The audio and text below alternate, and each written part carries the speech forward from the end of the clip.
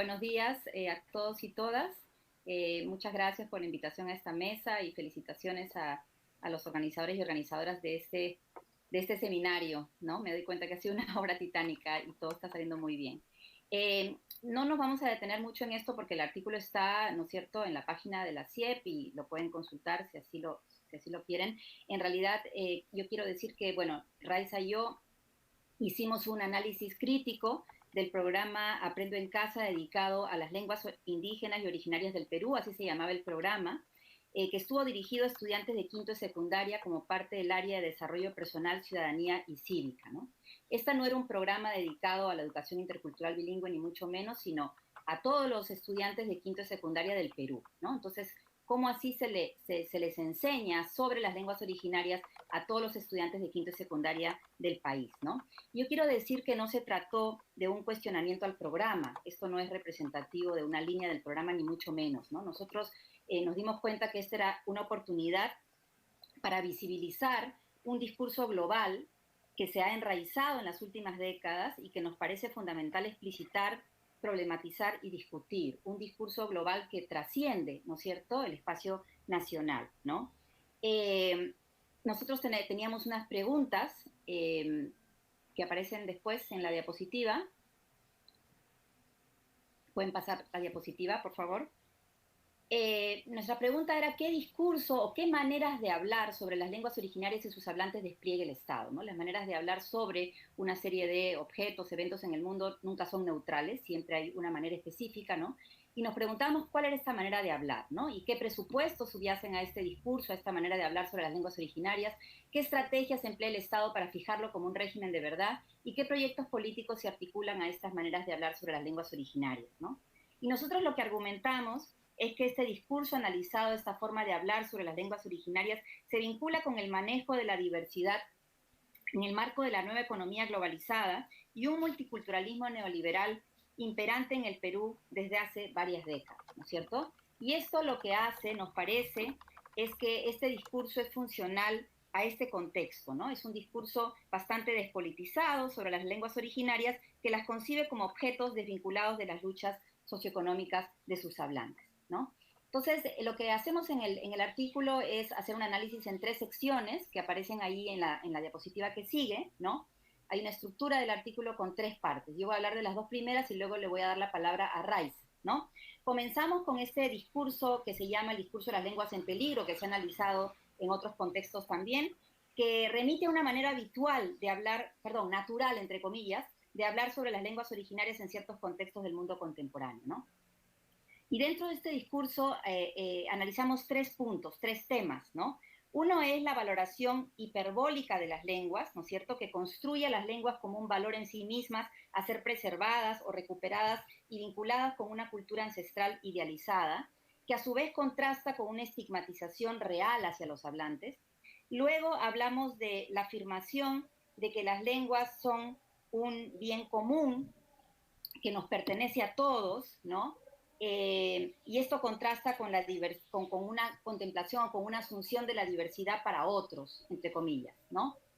Y luego hablamos de la enumeración de las lenguas y el llamado de alarma sobre su extinción, que tiene que ver con presentar estadísticas impactantes sobre la cantidad de lenguas originarias existentes, sus niveles de vitalidad y la escasa cantidad de hablantes, ¿no? Y se trata de una estrategia que presenta a las lenguas como objetos fijos, autónomos, ¿no? Que proyecta una preocupación por defender las lenguas, ¿no? Y no necesariamente a los hablantes, ¿no? Es una estrategia que presenta a las lenguas como entidades contables, que muchas veces invisibiliza los procesos sociales que explican por qué determinados recursos y prácticas lingüísticas se dejan de usar, ¿no?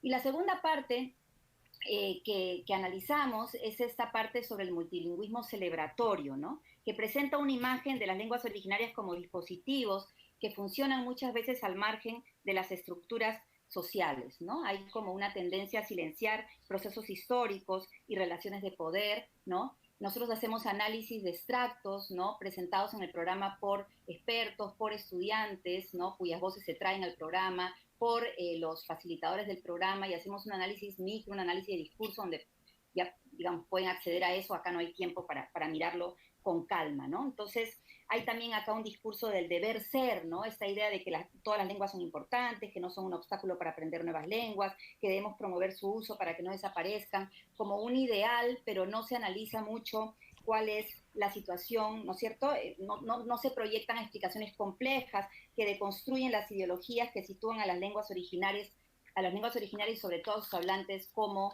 inferiores, ¿no es cierto?, al castellano y hablantes que lo hablan.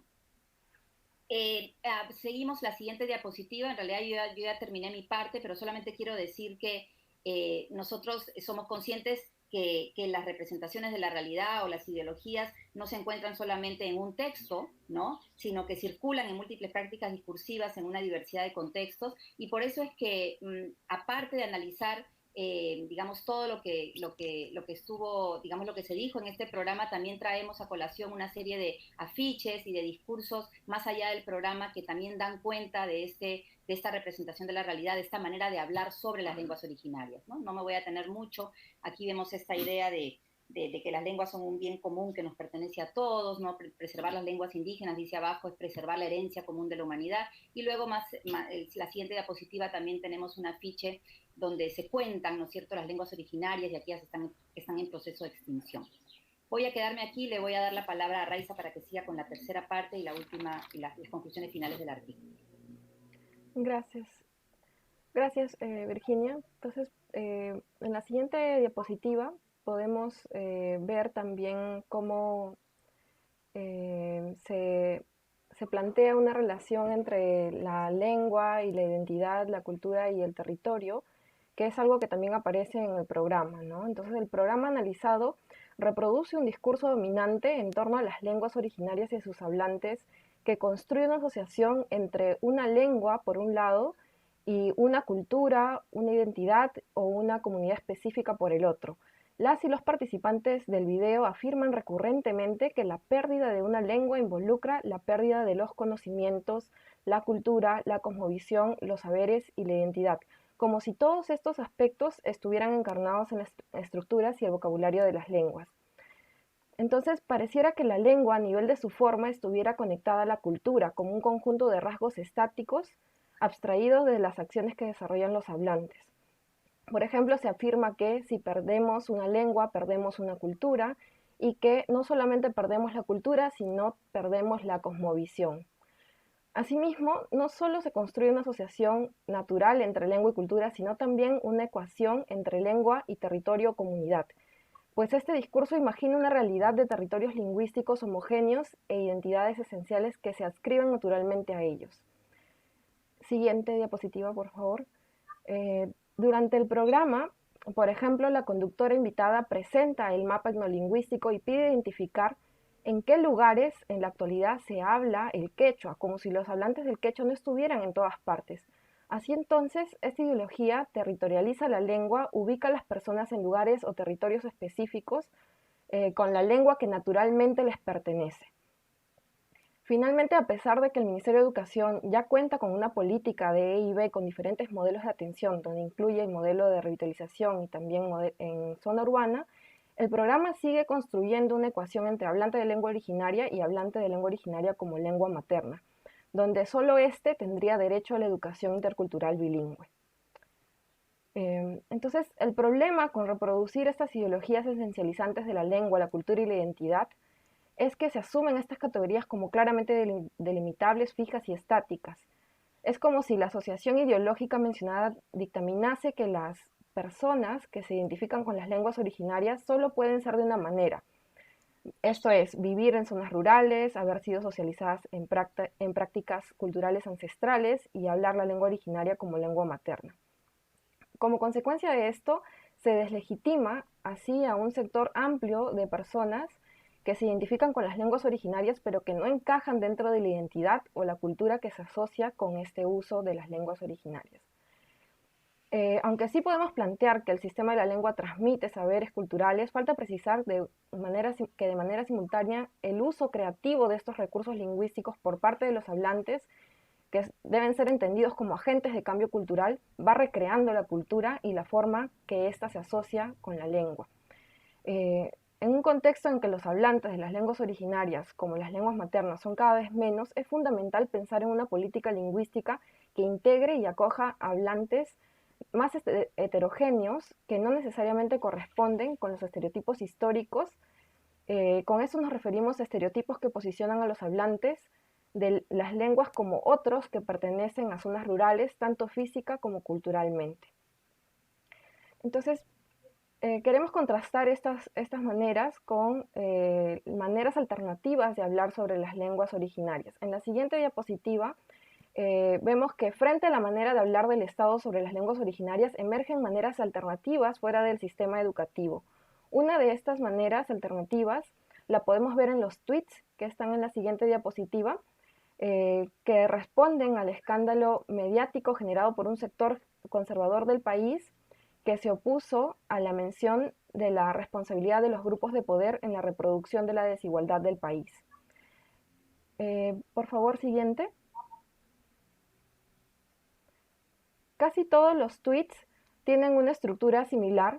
Sus autores afirman el hecho de que sus padres o ellos mismos no le enseñaron la lengua originaria y atribuyen esta situación a la discriminación lingüística que estos sufrieron. Se declara que se trató de una decisión completamente consciente que se tomó como estrategia de sobrevivencia y precisamente pensando en el futuro de los hijos. A diferencia del discurso del programa educativo, en los tweets no se pone énfasis en la extinción de las lenguas o en la celebración de las mismas, sino en cómo los hablantes viven el drama de tener que bloquear o olvidar su lengua y no transmitirla a las nuevas generaciones, debido a que ésta se ha asociado históricamente a territorios marginados e identidades desvaloradas. Para los usuarios de Twitter, por ejemplo, la lucha no está en preservar las lenguas, sino en cuestionar las ideologías que se han construido en torno a ellas para marginar a los hablantes. Nuestra propuesta es que si bien es necesario que se genere conciencia sobre la diversidad lingüística, esto no es suficiente, sino que es fundamental discutir cómo esta diversidad está jerarquizada e inscrita en las relaciones de poder. Por eso es necesario reflexionar sobre la forma en que los recursos lingüísticos se han cargado ideológicamente. Con esto nos referimos, por ejemplo, a la asociación que se ha naturalizado entre las lenguas originarias y territorios marginados y racializados, o a la premisa de que estas lenguas se están extinguiendo por razones naturales y no sociales, discursos que fueron reproducidos en el programa analizado. Asimismo, consideramos que es sustancial visibilizar las formas alternativas de la lengua identidad basadas en prácticas lingüísticas de los hablantes y no en formas lingüísticas abstractas, lo que también se alinea con centrar la discusión en la situación de los hablantes. Es importante anclar más la discusión en los hablantes y no en las lenguas.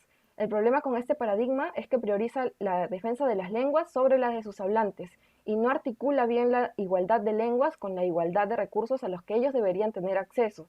No lidian de manera suficiente con preguntas más elaboradas sobre la distribución desigual de los recursos. Declarar las lenguas iguales no hace que sus hablantes sean iguales en sociedades reales, pues lo que está en juego es mucho más que la lengua. Y es esto lo que precisamente tienen claro los padres de familia cuando se oponen a la EIB. La marginalización simbólica y la desvaloración de las lenguas es solo un correlato de la marginación real y material porque refleja la opresión social y económica de los hablantes. Como lingüistas, pensamos que deberíamos asumir que no se contrarresta la discriminación existente hacia los hablantes de las lenguas originarias, solo defendiendo sus lenguas, argumentando que éstas tienen la misma complejidad gramatical que el español. Creemos que todo esto empezará a cambiar cuando se deje de indexar las lenguas originarias a identidades inferiorizadas, cuando su uso se vincule cada vez más con el acceso a los recursos simbólicos y materiales en la sociedad y la lucha esté dirigida contra la marginación real de las personas. Creemos que este aspecto es especialmente importante en un contexto donde vemos discursos racistas que justifican las esterilizaciones forzadas contra mujeres indígenas o, como en el año pasado, vimos que el Estado asesinó a 3 indígenas cucamas por pedir acceso al agua potable para sus comunidades. Gracias.